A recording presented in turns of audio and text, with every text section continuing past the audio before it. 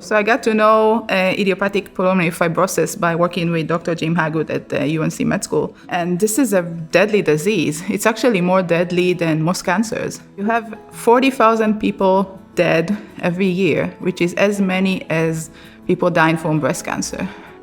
There are 2 FDA-approved drugs that slow the progression of disease, but they have a lot of side effects, so there's very little good options for the patients. These folks often are healthy people who develop progressive shortness of breath, difficulty breathing, cough, difficulty getting oxygen into the bloodstream. IPF affects the lung tissue. Lungs are created to get oxygen into the bloodstream. So you breathe air in, and the oxygen comes in very close contact with the bloodstream at the sort of air-blood interface, which is a very delicate tissue.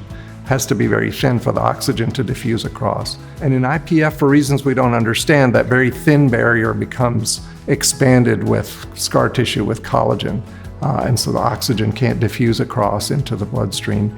So patients have progressive scarring of the lungs and either need a lung transplantation or they don't survive. So there's really a critical need for alternative treatments that would potentially lead to a cure of the disease.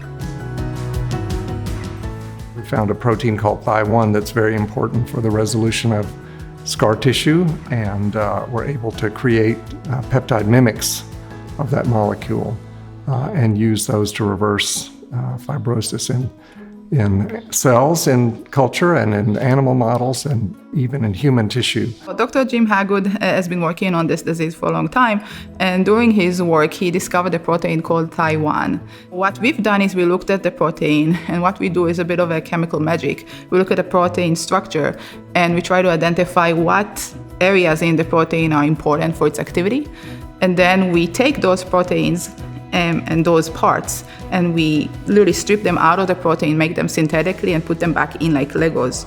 And that Lego is tailored in order for mimicking the protein in the best way possible in order to restore that lung function that was lost. We call it a biomimetic peptide. It's a small protein that mimics the function of a protein that's normally found in the body.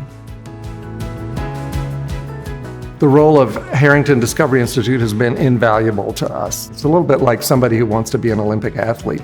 And what they need is a really good coach, somebody who's had experience in the Olympics.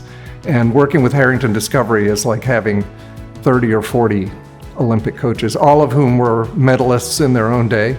The work with them has been amazing to advance from where we were to where we are now.